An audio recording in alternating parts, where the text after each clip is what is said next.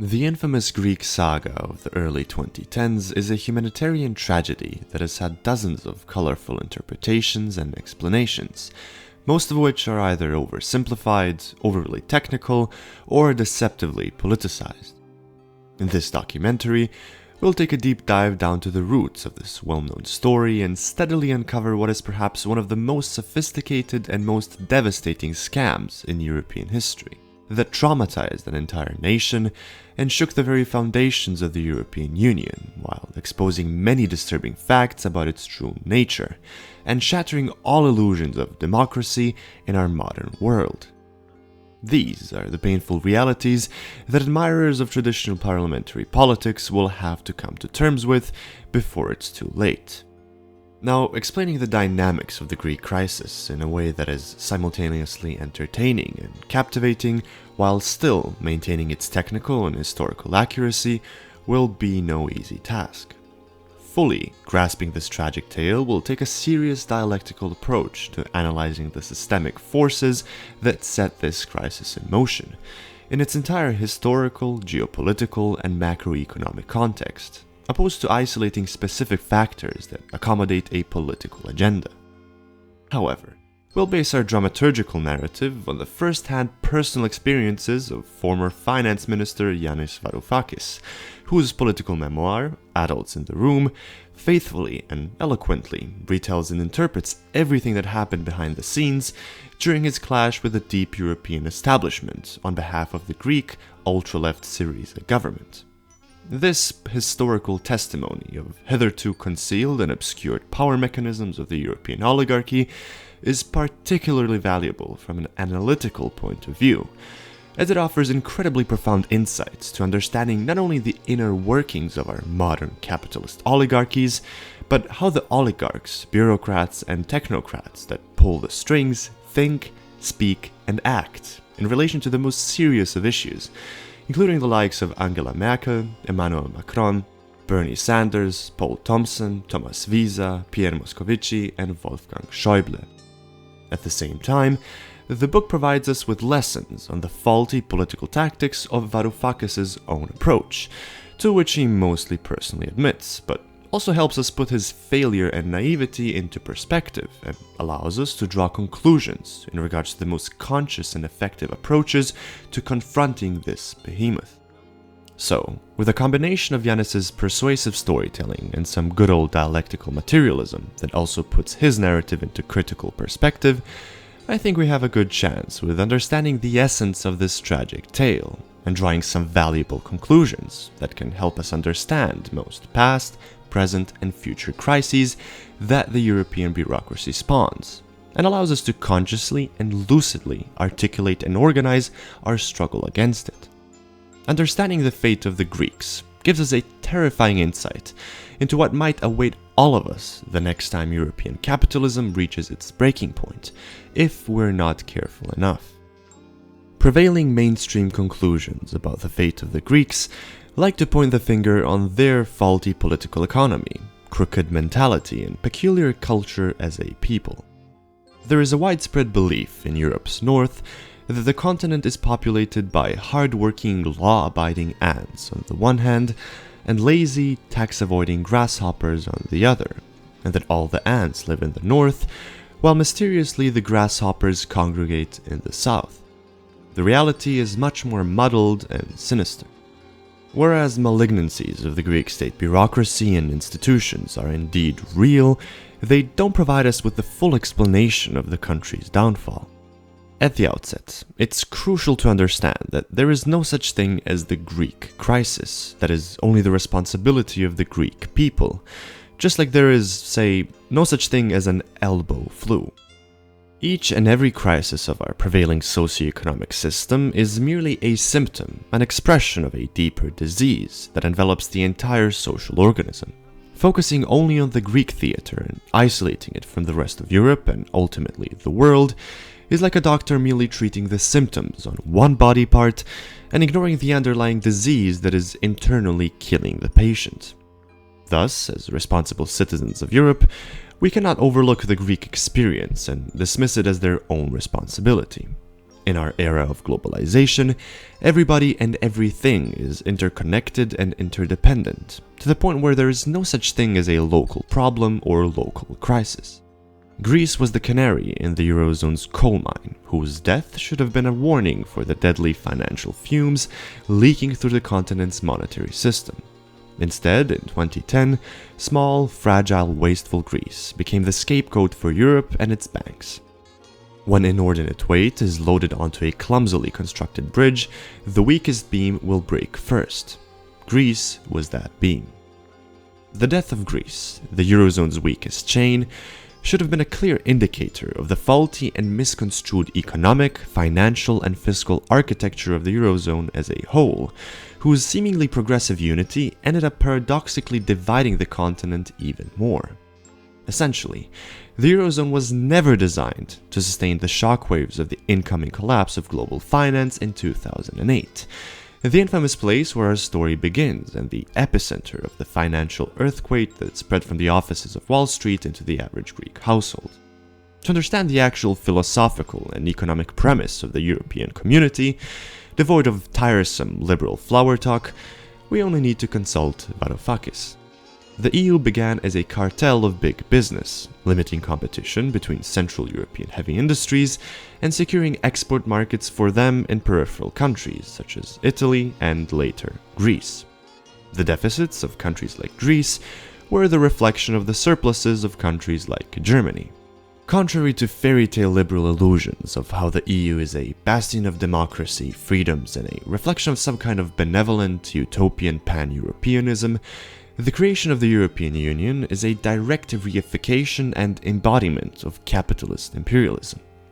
It reifies the predatory tendencies of capital to monopolize and conquer markets, gives it a fresh coat of blue and yellow paint, while branding itself as this bastion of civilization that will come to the rescue of the lazy, incapable periphery, as the benevolent hard-working ants nobly offering their portion of the pie to the insufferable grasshoppers of the East and South. Its implicit imperialist socio-economic drive, when stripped to the bones, only shows the absurdity of such cynical whitewashing. Knowing that some will be skeptical of this seemingly rash accusation against the European project, I will let the rest of this video speak for itself. Therefore, the suffering of the Greeks was not a reflection of their personal irresponsibleness and corruption, but a reflection of the shortcomings of the capitalist world order in its totality, and the European oligarchy more specifically. Only there can we find the architects of the death spiral that caused the Greek quadruple cataclysm: exploding debt, negative investment, insolvent banks, and a delegitimized polity that resulted in the worst and longest austerity drive in world history. For the sake of visualizing the upcoming multi-level political spiel, let's divide the entire narrative into easily digestible layers that are, mind you, nonetheless inextricably interconnected and overdetermined. On the surface, this whole affair can be viewed as a clash between Germany and European institutions on the one hand, representing the creditors, against Greece on the other hand, as the debtor. The second layer reveals a coalition of German and French bankers as creditors, with great class solidarity despite their internal antagonisms, when confronting the Greek oligarchy that voluntarily turned the nation into a debt colony. The third layer reveals the drama between unelected European bureaucrats versus elected ministers of Greece in a cynical transfer of Franco-German gambling losses onto the shoulders of the Greek and European working class through harsh austerity. The next layer reveals intragovernmental conflict between the newly elected ultra-left Syriza administration clashing with the Central Bank of Greece and other remnants of the old regime subservient to the creditors. The final layer reveals the gradual disintegration of solidarity within the Syriza government itself, with prominent figures slowly selling their soul to the devil and succumbing to the inhumane pressure of powerful figures from European politics whose interests and actions ultimately personify the entire structure of forces and societal dynamics at play. To once again quote former finance minister Yanis Varoufakis, in the bonfire of illusions that follow the financial crash of 2008 and the subsequent Euro crisis, Europe's deep establishment lost all sense of self-restraint. I witnessed firsthand what I can only describe as a naked class war that targeted the weak and scandalously favored the ruling class. So, the first step in unraveling the Greek enigma would be to elucidate the internal and external causes of the Greek bankruptcy. So, let's begin with the internal ones. The Greek economy was, like many others, fueled by unsustainable debt-driven growth, with debt denominated in the euro, a foreign currency that was wholly out of Greece's control, whose dynamics are governed by the European Central Bank based in Frankfurt, a testimony to the surrendered monetary sovereignty of all Eurozone member states. In the European Union, the deficits of countries like Greece were the reflection of the surpluses of countries like Germany. While the drachma devalued, these deficits were kept in check. But when it was replaced by the euro, loans from German and French banks propelled Greek deficits into the stratosphere. Now, this very model of economic growth has been standardized through decades of neoliberal policy imposed by the European Union upon its member states, and is by no means inextricably tied to Greece. Nonetheless, already in 2010, Greece's public and private sectors were incompetent, corrupt, bloated, and indebted. The Greek oligarchy had been parasitically sucking the life out of the very modest socioeconomic base of Greek society, a state of affairs cultivated by centuries of economic, political, imperial, and semi-colonial subordination to the Ottoman Empire, and then the imperialist predators of the Western imperial core. Situated at the very edges of the European periphery, Greece has had a shared experience of never-ending torment and subjugation with its northern neighbors, as the Balkan Peninsula as a whole had geopolitically been a peculiar crossroads between Eastern and Western civilizations, a geopolitical arena of civilizational clashes and spectacle that was fought over the backs of the wretched peoples of Greece, Yugoslavia, Albania, and Bulgaria. With its historical context in mind, it is no wonder that the Greek economy and society had been chronically maldeveloped and highly sensitive to economic disturbances even before the events of 2008. Before this fateful year, Greece had, relative to the height of its income mountain, the deepest debt hole in the European Union. A semblance of sustainability was forged by the income mountain rising faster than the hole was getting deeper. Once Franco-German banks suffered the consequences of their predatory and irresponsible lending in 2009, all this changed menacingly when these banks stopped lending to Greece, collapsing the Greek income mountain and its debt hole becoming an abyss.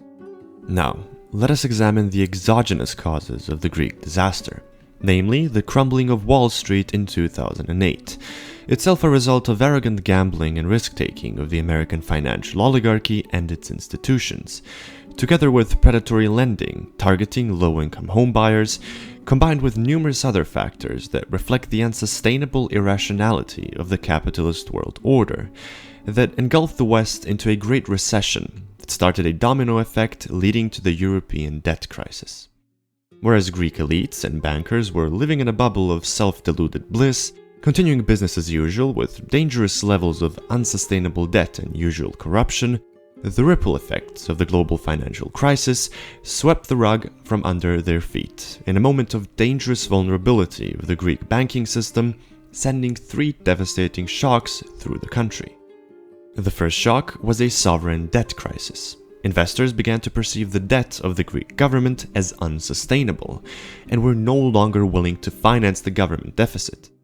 The second shock was a banking crisis. Greek banks had difficulty financing themselves, and their solvency was put in doubt because of projected losses to the value of their assets. The third shock was a sudden stop. Foreign investors were no longer willing to lend Greece as a whole, and so the country could not finance its current account deficit, nor roll over its maturing gross liabilities. The explanation for the sudden panic of Greece's Western creditors can be found in their own unsustainable, risky, and predatory practices predating the Great Recession, that were implicitly incentivized by the very architecture of the Eurozone, which deepened the chasm between northern creditors and southern debtors. The credit crunch of 2008 that followed Wall Street's collapse bankrupted Europe's bankers, who ceased all lending by 2009. Unable to roll over its debts, Greece fell into its insolvency hole later that year. Suddenly, 3 French banks faced losses from peripheral debt at least twice the size of the French economy.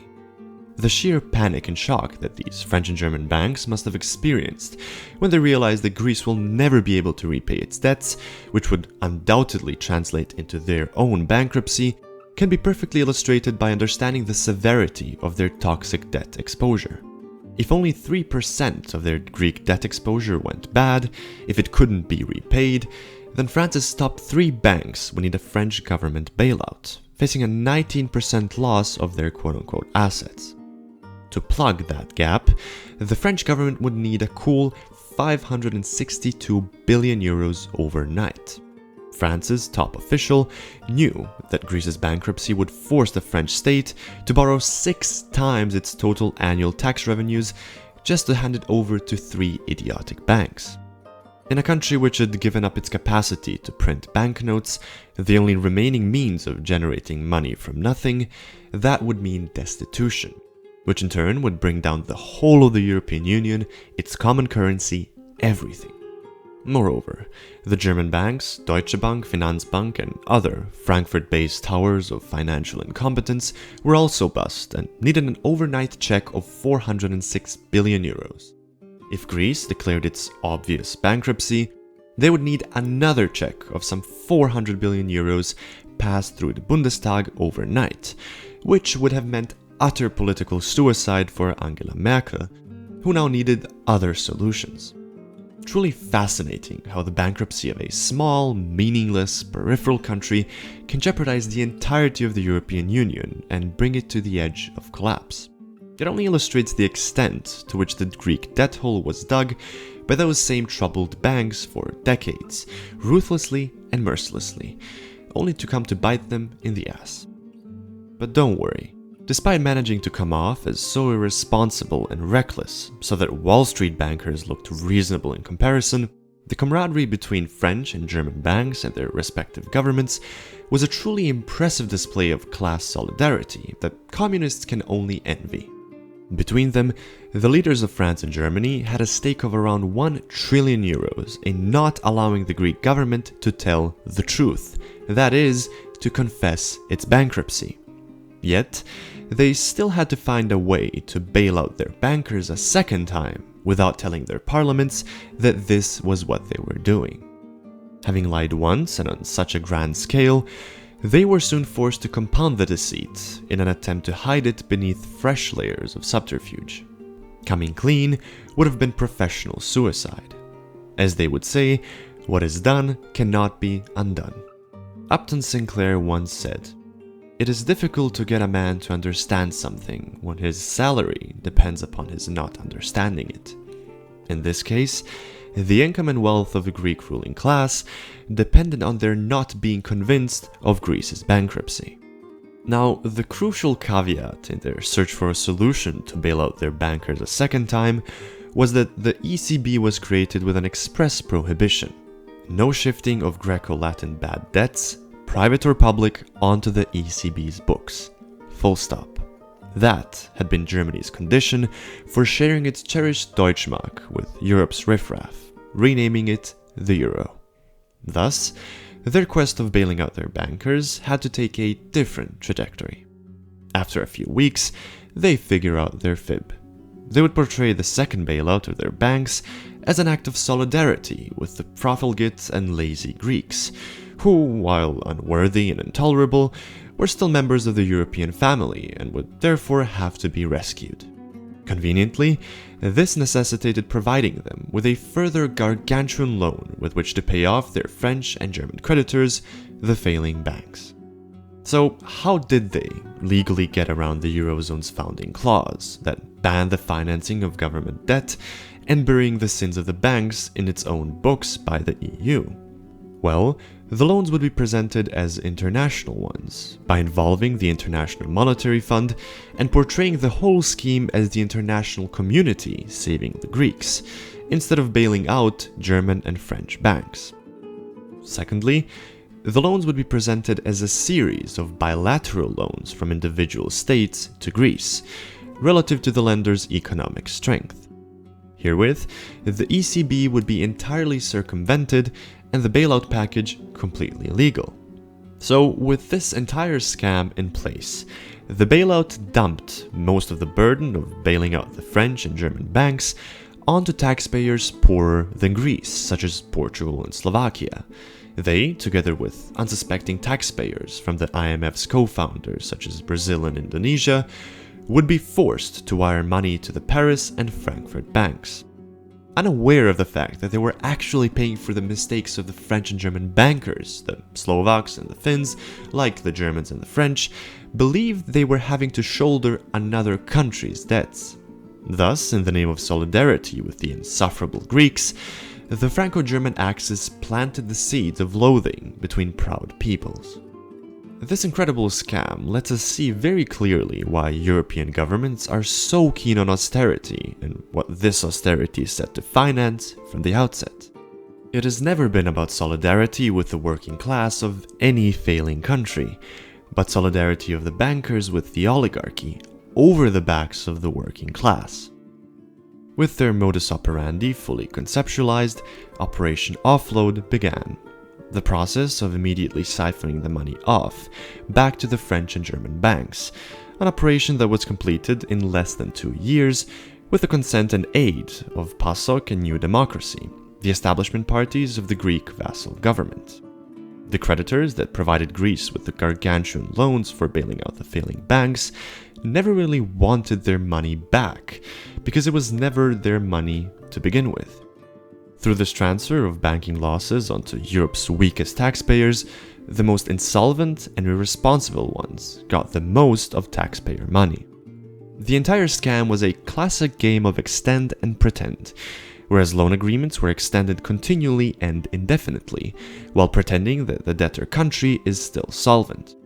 However, just like in a game of musical chairs, the music has to stop at some point, when the extend and pretend game falls onto the backs of ordinary people and unleashes mass misery. The rescue deal was signed and sealed for Greece in early May 2010. The EU and IMF extended the broke Greek government 110 billion euros, the largest loan in history. Then, a group of enforcers called the Troika, comprised of the European Commission, the ECB and the IMF, was dispatched to Athens to impose measures guaranteed to reduce Greece's national income and place most of the burden of the debt upon the weakest of Greeks. With this quote-unquote rescue loan, Greece was condemned to debtor's prison, with the keys thrown away. The other pillar of this bailout agreement was the now infamous swinging austerity that, in the following 2 years, reduced Greek government spending by a stupendous 15%, which is austerity's spectacular own goal, an ever-shrinking national income that makes the existing national debt unpayable. They knew exactly what they were doing, despite their meticulous propaganda, in which they insisted that they were trying to save Greece, to grant the Greek people a second chance, to help reform Greece's chronically crooked state, and so on. The world's most powerful institutions and governments were under no illusions. How can we claim all of this with such certainty? This must be a highly politicized and biased perspective onto the whole affair, based on the personal experience of a single politician, right? Well, we know all of this because they told him. They all admitted, each in their own way, that they dealt Greece an impossible hand. The head of the IMF, Christine Lagarde, was very frank. You are of course right, Yanis. These targets that they insist on can't work. But you must understand that we have put too much into this program. We cannot go back on it. Your credibility depends on accepting and working with this program. Powerful schemers were caught in a trap of their own making. They invested inordinate political capital in a huge lie that brought misery to the Greek people and had to stick with the story to the very end, no matter the cost. In the midst of a deepening humanitarian crisis, by 2011, the Greek government was being forced by the Troika to push through parliament one corrosive bill after another. A last wave of humiliation for the Papandreou government, until the rug was finally pulled under his feet with the second bailout. Political machinations of the Troika subjected Prime Minister Papandreou to sign the second bailout agreement just before he was ousted and discarded. Thereafter, a successor government, capable of shepherding the second bailout through the Greek government, had to be set. Under the terms of the second bailout of 2012, the government would declare the largest non-payment in history, while simultaneously remaining in debtor's prison, courtesy of the largest loan in world history. A large chunk of the 130 billion euros went to Greek bankers, Greece's foreign lenders, and to service the EU's and IMF's loans from the first bailout. Through a cynical blackmail of threatening Greece with the expulsion from the Eurozone, a network of government institutions and loyal bureaucrats were set up by the Troika to complete the bailout and rapid privatization of literally everything: the nation's ports and railways, companies, pristine beaches, and even small islands. The family silver was for sale, and the proceeds were to be collected by Greece's foreign creditors through local appointees. Moreover, the Greek bankers managed to pull numerous corrupt financial machinations, naturally with the help of the Troika. Number 1. Greece's ruined taxpayers were forced to borrow money from other European countries that they could never repay, so that they could pass it on to corrupt bankers in the form of recapitalization. Number 2. They deprived Greece's taxpayers of any control over the banks and made sure the bankers would remain in charge of them. Number 3. They condemned Greek taxpayers to a banking system that remained fully bankrupt despite the public monies plowed into it. And number 4.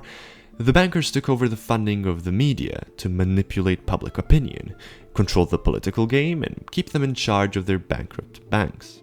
Thus, with the combination of all of these marvelous efforts, the triangle of sin was complete. The insolvent media were kept in zombified condition by the zombie banks, which were maintained in their undead condition by a bankrupt government, itself preserved in a condition of permanent bankruptcy by the EU and the IMF's bailout loans. The economic, social, and political cost of all these ruthless forces subjected the Greek social economy to a persistent doom loop between public debt, private losses, negative investment, and a vicious deflationary dynamic. Notwithstanding the plethora of painfully obvious indicators of a deep humanitarian crisis, the Greek ruling class continued adding insult to injury by selling the cynical story of a Greek recovery. How the Greek economy was on a successful trajectory and how the destructive reforms were everything but, a logical continuation of the extend and pretend game. The grim reality, however, was self-evident even to the most ignorant and self-serving. By 2010, the year of the first bailout, the national income had fallen by a whopping 7.5% since the previous year. Till 2011, incomes fell by a further 8%. 2012 was the cruelest year yet, as Prime Minister Samaras came to office and cranked up austerity even more, with national income plunging a further 14% by the end of 2013 and another 3.3% during 2014. Furthermore, out of the 2.8 million Greek households registered to the tax authorities, 2.3 million have a debt to the tax authorities that they cannot service. For 2015 alone, the Greek state needed the equivalent of 24% of national income just to roll over its debts, which would have meant the plunder of what was left in the reserves of pension funds, municipalities, hospitals, and public utilities to make up to the Troika, since the government coffers were empty.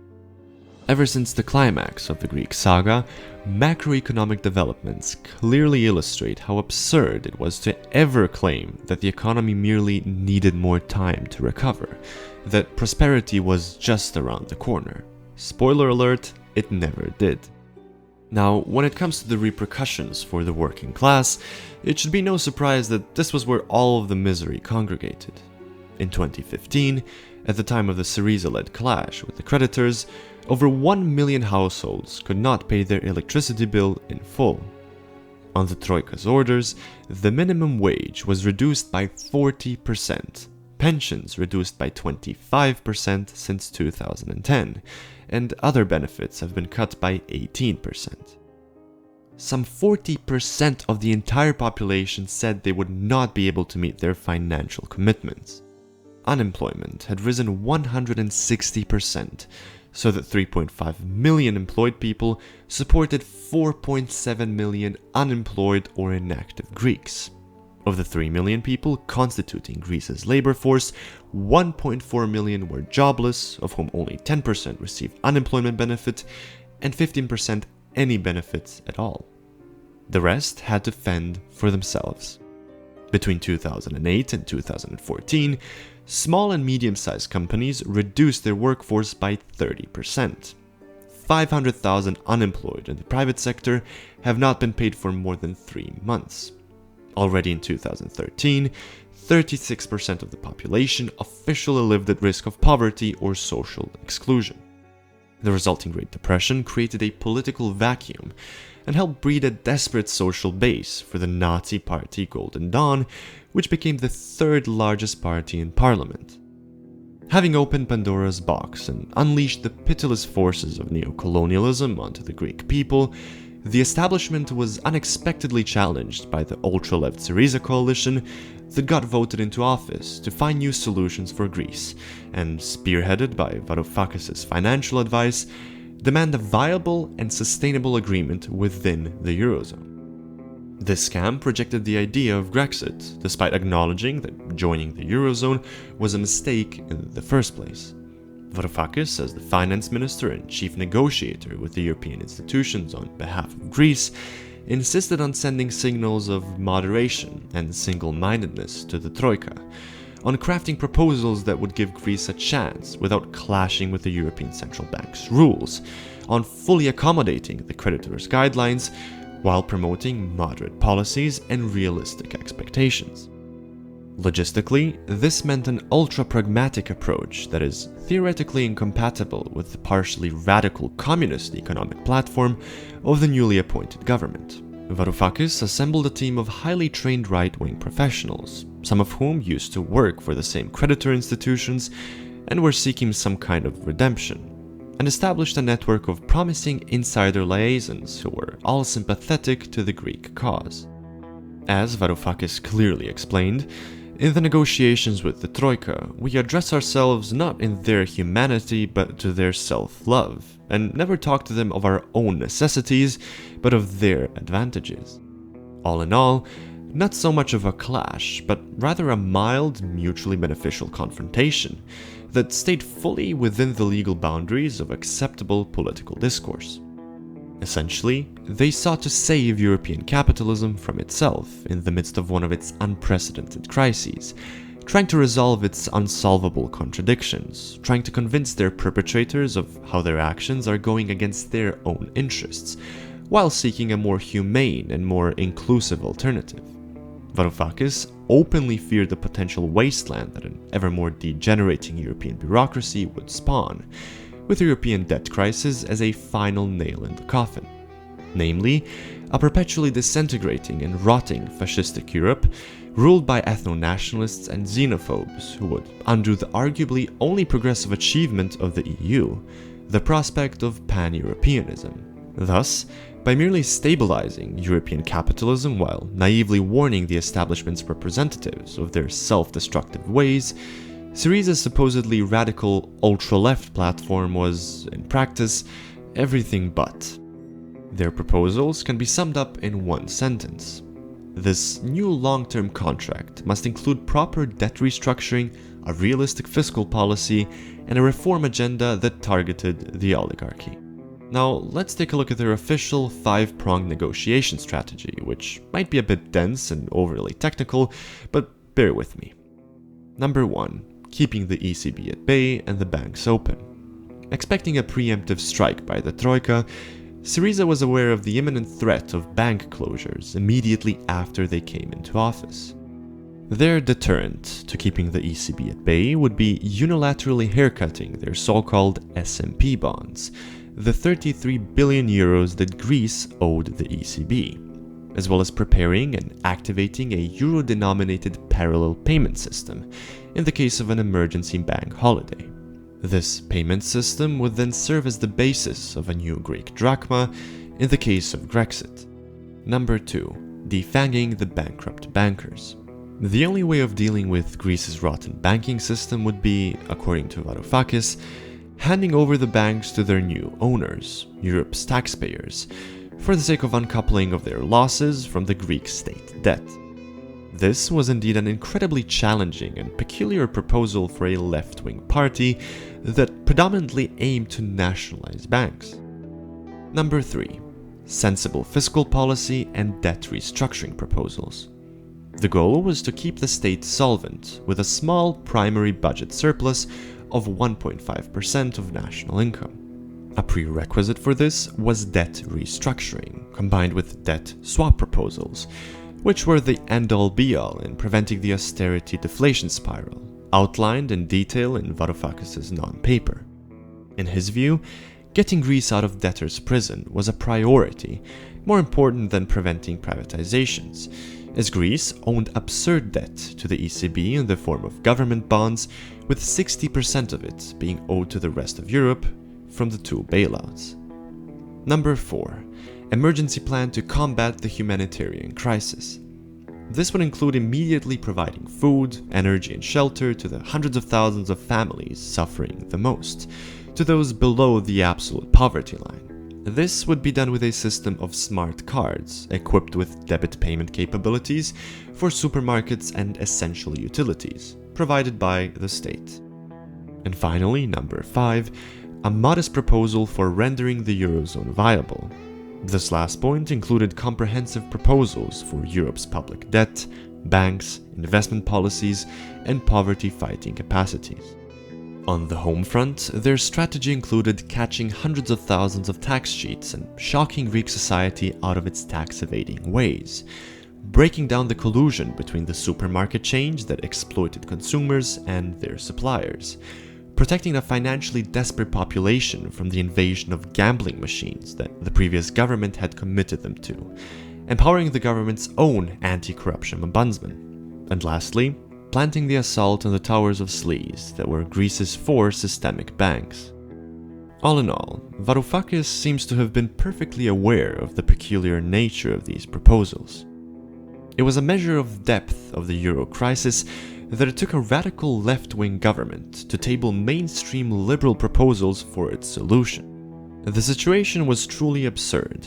A left-wing finance minister representing Syriza, the alliance of the radical left, was arguing like a Reaganite Republican in favor of lower tax rates, including for business, against supposedly neoliberal functionaries insisting on increasing them. It was a sure sign that this negotiation had no basis in economics. Although incredibly accommodating and mild, these demands and strategies were received as a display of unacceptable non-compliance and were met with great hostility. Notwithstanding, the Syriza-led confrontation was met with enthusiasm, optimism, and solidarity in Syriza itself and on the streets. As successors of the preceding vassal government, Syriza was confronted with the burning question surrounding the official document describing the Greek program, known as the Memorandum of Understanding, or the MOU. The MOU was what the previous government agreed to as the conditions, or conditionalities in Troika speak, for receiving the second bailout loan.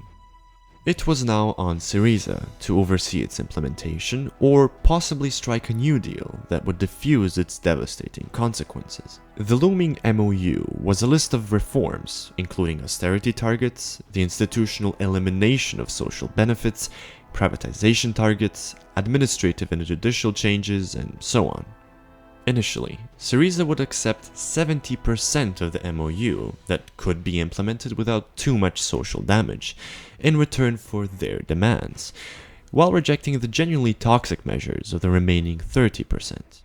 With this strategy, the establishment parties accused Varoufakis of not having yielded enough to the Troika, while leftists lambasted him for having given away too much. From the Troika's perspective, there wasn't much understanding or moderation whatsoever. Greece was to be fiscally waterboarded, until they agreed to participate in the sick ritual of extending and pretending that Syriza had been elected to put an end to. Like waterboarding a prisoner, the victim, in this case a Eurozone government, is brought to the edge of asphyxiation. But just before an actual default, which would trigger the ECB's closure of the country's banks, the creditors provide just enough liquidity to keep the suffocating government alive. In all of his meetings with Troika officials and the Eurogroup, he was subject to explicit, calculated acts of aggression that signaled a commitment to escalating the asphyxiation that the ECB had begun before Syriza was even elected, while avoiding any discussions or amendments on the ultimatum. His experience reveals how experience has taught functionaries operating on behalf of Europe's deep establishment to expect newly elected government ministers, prime ministers, and even the president of France to budge at the first whiff of an ultimatum backed by the ECB's big guns. And an ultimatum they were indeed given: commit to a program that cannot work or crash out of the Eurozone. Likewise, the Baltic states, Ireland, Cyprus, Spain, and Portugal were beaten into submission in this exact same manner. This would be Berlin's tactic throughout. Whenever we put a proposal to Chancellor Merkel or Minister Schäuble on debt, privatizations, pensions, tax evasion, and so on, they would simply refer us to the institutions. The implication was that there would be no negotiation between Berlin and Athens. It was simply not their job. They were to stall, blame Greece for the delay, demand that they legislate to plunder all their remaining reserves to keep repaying the IMF, and then, once Greece was as dry as a Peloponnese sultana, close down the banks and turn the people against us. There was clearly no willingness to reach a sensible agreement, no good faith, and no search for a practical solution. While trying to talk sense into the rabid creditors, the Greek envoy was sleepwalking to their doom. Nonetheless, Varoufakis received repeated platitudes and vows of undying solidarity from individual insiders, mostly social democrats and powerful figures that, despite their promises and confident assurances, turned out to be powerless in the grand scheme of things. They showed solidarity and full agreement behind closed doors, only to be stepped over heartlessly after a few minutes in front of television cameras and in subsequent policies. All of them acted as if all the decisions were an act of God. They showed themselves as what they ultimately are: personifications of the forces of capitalism through which nihilistic slivers of helpless humanity occasionally drip, nonetheless insufficient to alter the course of the machinery neither of them can withstand, and that all of them are subjected to. Their helplessness under the weight of these socio-economic forces only prove that they are the ones that rule our societies, not individual great men whose brilliance or evil can write and alter history. They have unequivocally proven the Marxist evaluation that changing the individual actors, the politicians and ministers, through elections and parliamentary procedures cannot change anything. So, no matter the faces or names at the top, they will always, with no exception, execute their historically mandated tasks that emerge from very nebulous and sinister societal dynamics they cannot understand or control. Now, for the sake of appreciating the full beauty of the spectacle at hand, shattering all illusions of bourgeois democracy and solidifying our preceding revelation beyond all skepticism, let's take a peek at the so-called Eurogroup, whose meetings Varoufakis attended as finance minister of Greece. As he describes it, the Eurogroup is an interesting beast. It has no legal standing in any of the EU treaties, and yet it is the body that makes Europe's most vital decisions. At the same time, most Europeans, including most politicians, know almost nothing about it.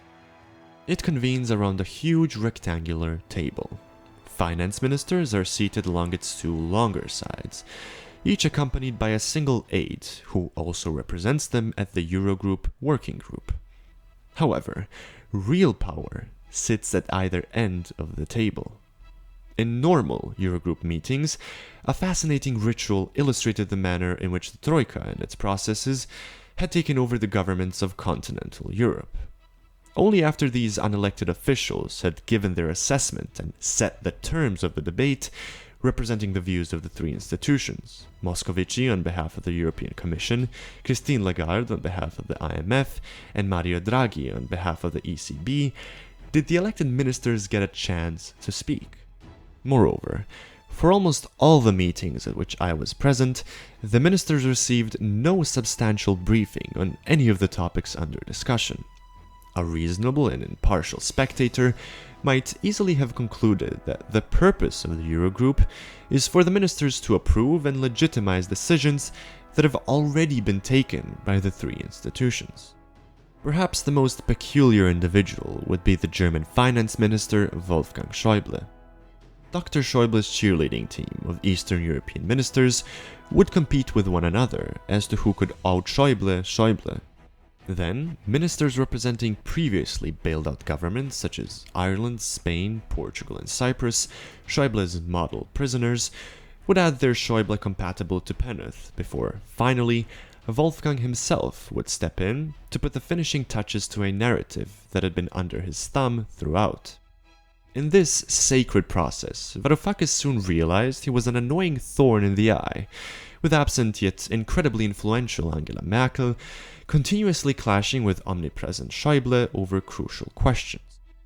Probably the most incredible quote that has come out of these meetings, which Varoufakis recorded with his phone, would be Wolfgang Schäuble's response to Yanis's proposals. Elections cannot be allowed to change economic policy. There we have it, straight out of the horse's mouth. Elections, essentially, cannot be allowed to change anything, and there was no negotiation to be had. Varoufakis' 3 non-papers were continuously rejected, on the basis that if he were to receive his proposals, he claimed, he would be legally obliged to table them in the Bundestag, Germany's federal parliament in Berlin, creating unnecessary chaos and due process. Schäuble would then reply by saying, "So take your proposals to the institutions." Any amendments were shot down instantly. None of what was proposed mattered, even if he came up with the most divine proposals that everyone in the room was ecstatic about. No deviation from the program could be afforded because of technical constraints involving various parliamentary procedures and deadlines. Merely changing the phraseology and using words humanitarian crisis and amendment in the communique was deemed unacceptable and quote-unquote too political. The Troika was psychologically toying with the Greek officials, acting like broken records while accusing them of sabotaging and time-wasting in the meetings. Incredibly enough, the president of the European Commission himself would present Varoufakis a draft communique, in accordance with his previous proposals, literally 15 minutes before the Eurogroup meeting, agreed upon by everyone except the German finance minister, only for it to be shot down by the president of Eurogroup immediately as the meeting started. Avoiding eye contact and in a voice that quavered in dejection, Pierre responded with a phrase that might one day feature on the European Union's tombstone: "Whatever the Eurogroup president says." Nonetheless, after a wasteful and unproductive back and forth of several meetings, the painstaking amendments of the Greek list of demands was accepted, but with a hilarious caveat. Let me stress, however, that this list does not substitute the MOU, which constitutes the official legal basis for the program, rendering the whole effort of 3 Eurogroup meetings worthless and returning them to square one. Considering the cruelty and cynical atmosphere of the Eurogroup scam, Varoufakis admits that he appallingly failed to withdraw from the negotiations by pulling the plug on the 24th February conference and triggering a rupture with the creditors. Instead, he opted for the softer and more timid alternative that left the Troika's MOU as an ultimatum. What awaited him at home turned out to be even more devastating. a site of betrayal and internal sabotage by some of his Syriza colleagues and Prime Minister Alexis Tsipras himself, who started getting his own ideas and kept backtracking from their covenant. Instead, I carried on believing that we were as one, while the Troika, having inserted the edge of its steely wedge between us, began the slow, torturous process of pushing it right through. Henry Kissinger famously quipped that when he wanted to consult Europe, he did not know who to call. Our predicament was even worse. As we have seen, any attempt to enter into a meaningful discussion with Wolfgang Schäuble was blocked by his insistence that I go to the institutions instead. Once there, I soon discovered that the institutions were also divided in more ways than one. The runaround is a systemic means of control over governments of countries whose banking and/or public sectors are financially stressed. A finance minister who wants to table, say, debt restructuring proposals is simply denied the name of any person to speak to or a telephone number to call, so that she or he simply does not know who to talk to. It was evident from their body language that they denied the very existence of the pieces of paper I had placed before them. Their responses, when they came, took no account of anything I have said. I might as well have been singing the Swedish national anthem. It would have made no difference. Moreover, combining all of the previously discussed Machiavellian methods, we can sum up the Troika strategy of crushing the Greek Spring as follows. Number 1. By refusing to agree to a roadmap to any specific destination, let alone our desired one, or any credible milestones along it, they cultivated and maintained a deep and corrosive uncertainty in Greece as to its future. Second, they deployed what I have already described elsewhere as fiscal waterboarding. In this case, it began with a carefully orchestrated bank run even before Syriza was elected. Number 3, with a minefield of debt repayments ahead of us, and in the midst of a profound uncertainty that made Greeks reluctant to pay their taxes, the Troika hoped that by early June at the latest, it would be gasping for air and ready to capitulate. And number 4, since 2010, our creditors had succeeded in using Greece's ruling elite, the triangle of sin, as I call them, to carry out their occupation. Alongside this, a network of think tanks, media and marketing outfits had dispensed trickle-down legitimacy and propagated acquiescence. In the spring of 2015, Greece's creditors were in no mood to negotiate. They were resolved to re-establish their authority over a territory of their empire that they rebelled, and to ensure that none of their other possessions got a similar idea. Greece was merely collateral damage in Schäuble's attempt to discipline the rest of the Eurozone. Quote, "The only way I can keep this thing together, the only way I can hold this thing together, is by greater discipline. Anyone who wants the Euro must accept discipline, and it will be a much stronger Eurozone if it is disciplined by Grexit."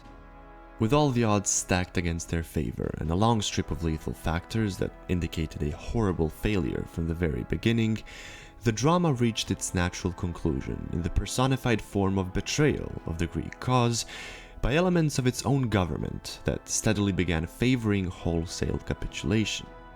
Submitting to the Troika's MOU process and remarking our government into a softer version of the Samaras administration was now their goal.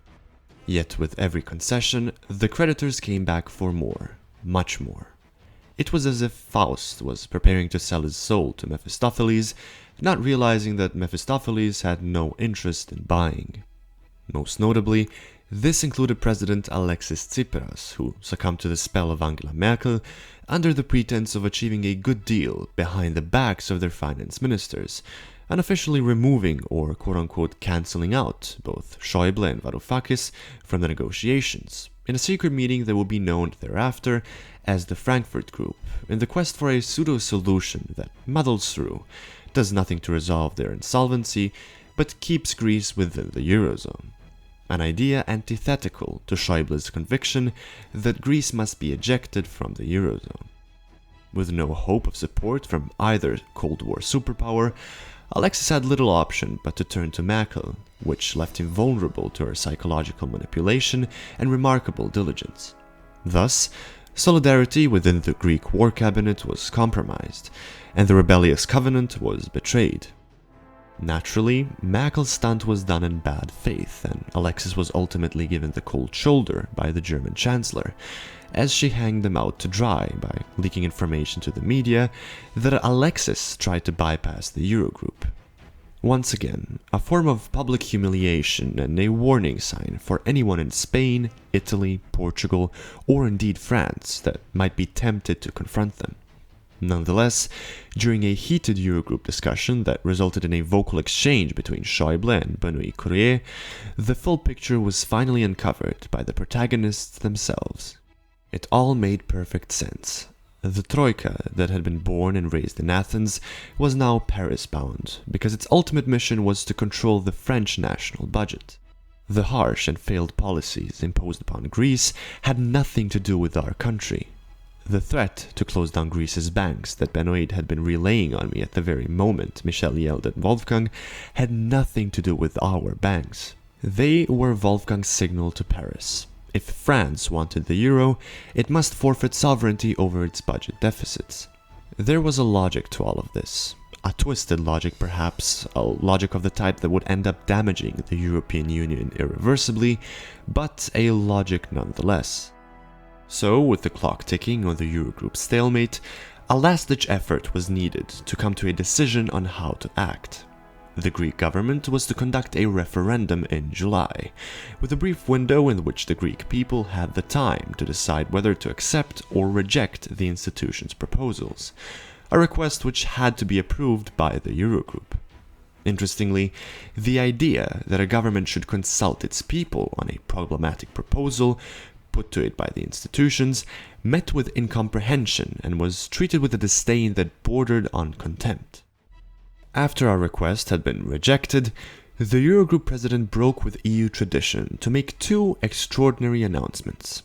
The first was that he would issue a communique without Greece's consent, violating the Eurogroup and EU convention that unanimity was required. The second was that, later that day, he would reconvene the Eurogroup without inviting Greece's representative in order to discuss the quote-unquote next steps. After asking the Eurogroup Secretariat about the legality of this action, Varoufakis got the following spectacular answer. Minister, the Eurogroup does not exist in law, as it is not part of any of the EU treaties. It is an informal group of the finance ministers of the Eurozone member states. Thus, there are no written rules about the way it conducts its business, and therefore, its president is not legally bound. So, there you go. This is the clique that rules Europe, straight out of their own mouth. An informal group of bureaucrats that parrot predefined measures and policies personified by a handful of powerful people. No discussion of economic policy, no democratic mandate. Back in Greece, the atmosphere of the impending referendum had sent the anxious and worn-down people to the streets. The rally that advocated saying no to the Troika numbered over 500,000 people. People from different generations saw their distinct struggles coalesce on that night into one gigantic celebration of freedom from fear. And everybody, without a single exception, shouted at me, "No surrender, whatever the cost." In 1967, foreign powers, in cahoots with local stooges, used tanks to overthrow Greek democracy. In 2015, foreign powers tried to do the same by using the banks. But they came up against an insanely brave people who refused to submit to fear. The voter turnout was over 60%, with 61.3% of the electorate saying no to the Troika. However, the Tsipras government decided to surrender nonetheless, the rationale being that something like a coup might take place. Quoting Varoufakis once again, "Tonight we had the curious phenomenon of a government overthrowing its people." The motives of the Troika and Greece's domestic oligarchy are obvious. Debt is creditor power, and unsustainable debt gives creditors exorbitant power. The Greek Spring challenged the right of creditors and their domestic agents to govern a debtor nation.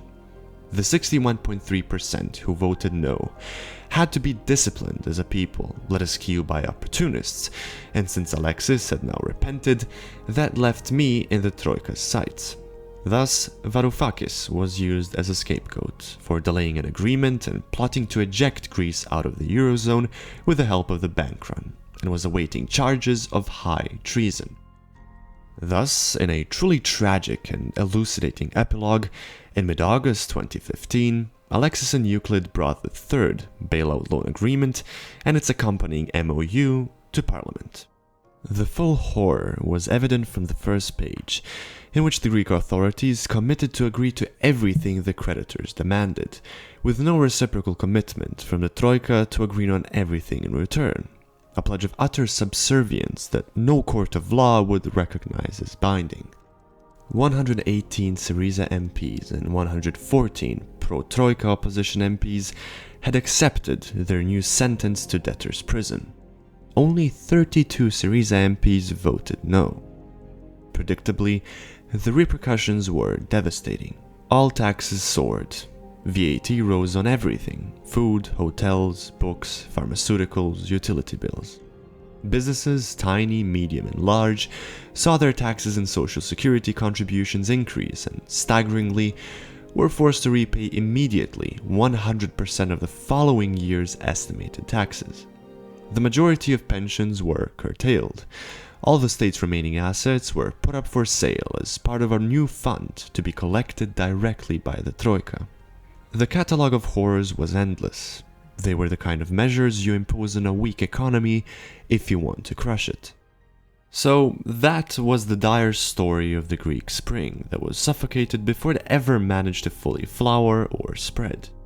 It's a testimony to the failures of parliamentarism and bourgeois democracy, institutions that are championed as the peak of human development, as embodiments of freedom and prosperity.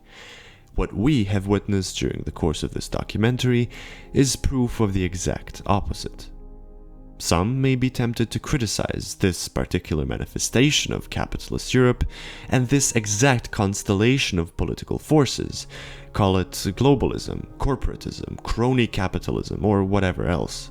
This approach, however, is extremely naive and ahistorical, as capitalism is not a game of grand strategy that can be tampered with, adjusted, repainted, and reversed at will. It has its own historical logic of economic and political development, has gone through various phases in accordance with the material conditions of that era, and has led to the current constellation that cannot be reversed or tampered with. Varoufakis' own Keynesian program of reviving European capitalism has self-evidently failed and proven that the consolidation of political and economic power that we are witnessing has gone too far, rendering the process irreversible. The reason why he, a self-ascribed erratic Marxist, tried to save capitalism from its own contradictions in the first place is because, according to him, the left has offered us with no meaningful alternative or concrete political platform that can confront these forces that are well on their way of demolishing any semblance of a united Europe, which is an idea that Yanis is very much in love with and whose death would mean the resurgence of fascist, ethno-nationalist, racist, and xenophobic tendencies that would undo all of the progressive momentum that capitalist globalization had achieved. His desperate attempt to talk sense into the representatives of the European oligarchy and warn them of their self-destructive ways perfectly illustrates the absurdity of trying to swim against the current and wrestle with pitiless forces of capital that no single individual can disrupt. Varoufakis was very lucid in his final evaluation of these power dynamics, as he described what he witnessed as a conspiracy whose members do not even know they are part of it. It is a network of power within other pre-existing networks, involving participants who conspire de facto without being conscious conspirators. He correctly concludes that this is how networks of power control the flow of information, through co-opting outsiders and excluding those who refuse to play ball. They evolve organically and are guided by a supra-intentional drive that no individual can control. Not even the President of the United States, the CEO of Barclays, or those manning the pivotal nodes in the IMF or national governments. Conclusively, we can say that trying to change the economic logic of capitalist development is ultimately pointless. We can either reverse this development back to a stage that might accommodate our interests, nor can we hope for a peaceful, democratic adjustment of this trajectory towards a full-blown dystopia. What we need is a viable alternative, one that can be ushered in only with a consciously organized working class that is both class-conscious and equipped with the theoretical knowledge and practical means of conducting its struggle against the ruling oligarchy. Everything else is an illusion.